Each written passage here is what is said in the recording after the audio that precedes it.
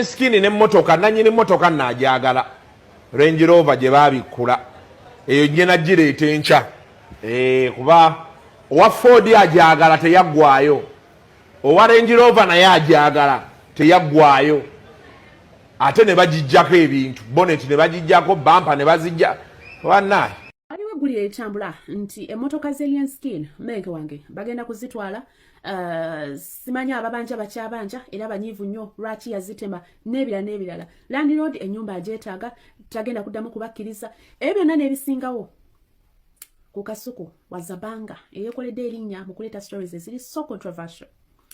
Now Kasuku, I would expect you to do more than this. This shouldn't be you at this time.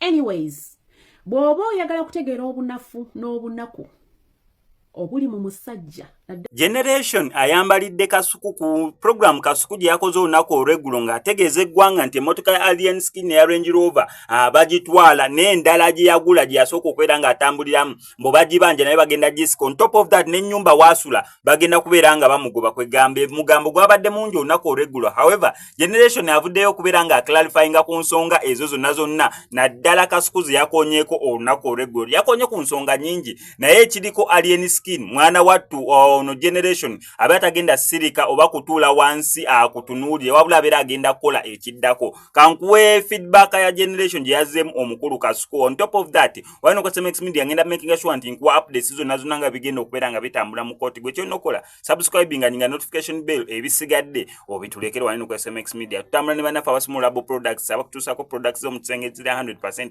nacho ate nga ziri zahabu.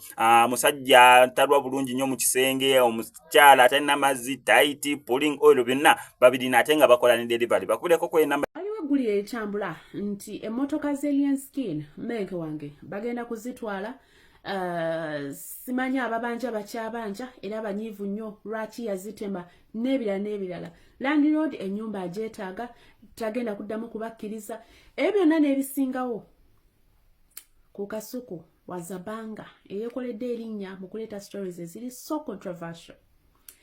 Now, Kasuku, I would expect you to do more than this. This shouldn't be you at this time. Anyways, bw'oba oyagala kutegeera obunafu n'obunaku obuli mu musajja naddala oyo gw'olina mu nnyumba omuwulirizanga ku njogera ensala gy'asalamu ebigambo. Omusajja olwaba ayogera ku milioni 3 n'azizimbya ne zibanga akawumbi manya nti olina munaku. Omusajja bw'aba anyumya ku musajja munne n'agaa nti gundi yalina ekizimbe kya kawumbi banka ekitutte kubanga yeewola milioni 5 n'alaba ng'ekyamaanyi okuba nti ono aluuzinza akawumbi manya nti olina munaku mu nnyumba era muliba temuli gaggawa ne bw'aliba agaggawadde mulifa muli banaku naddala ku mitimu singa aba azifunye. Ono omwana Alien Skin bwe mugaa nti agenda kuggwamu oba aweddemu lwakubanga simanya ababanja emmotoka bwe kibanga kituufu temwerabira nti ku ssaawa eno buli omu ayagala kuyitawo eyalemererwa abadde mu shadow ban akimanyi nti okwogera ku Alien Skin ajja kuyitawo.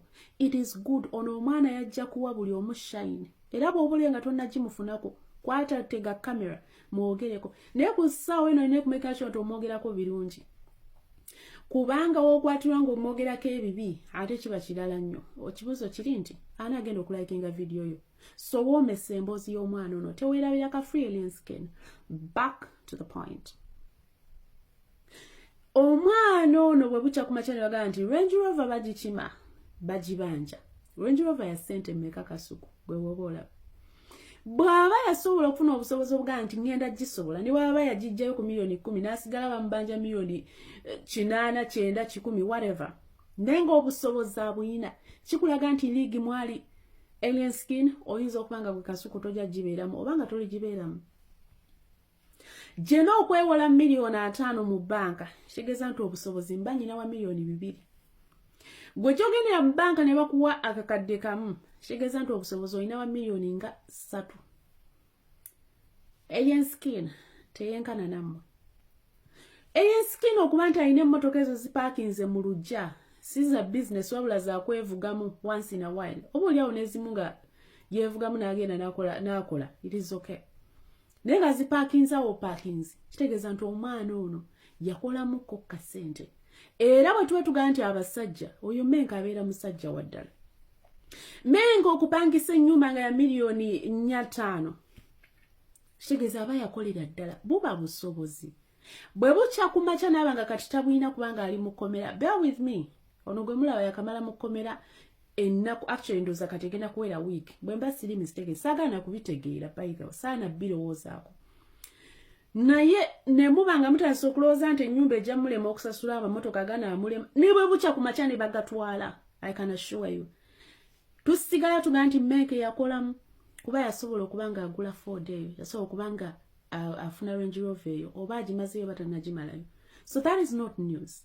Bwogezangako okuteeka musajja muno wansi lowoozaayo gani nti kino wemba nkyogera bana lowooza nti ntegeera. Mukole eggulire ku Mengo naye kola eggulire lyoga nti okay kati ndi mugamba nti bagenda mutwalako amamotoka naye kasi kiwoomereza kyogere bwogezi nti nanyini motoka yagala agenda gitwala kirekaawo nonno mutaabeeraawo nonno oh please. Anyways, ebimu tubyogerako kubanga era bikyali within situation eriwo kati nga ejje tugamba nti free alien skin free Julio. Bw'osanga ka video nga kolina okubaako n'ekyonnyonnyola abantu bannyonnyola.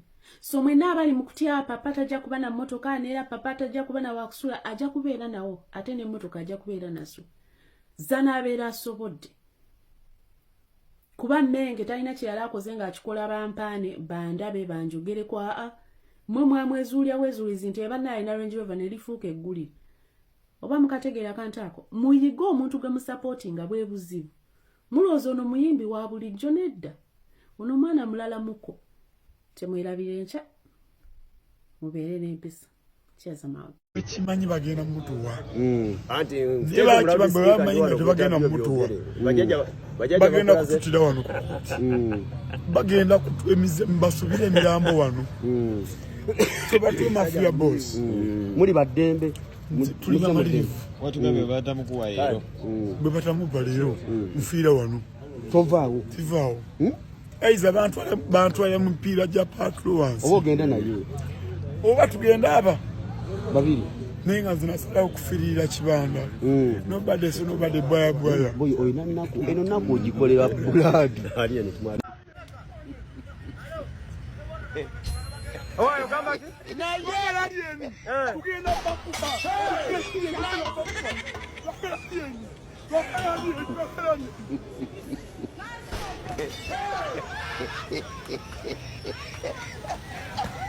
Yeka ni nangi.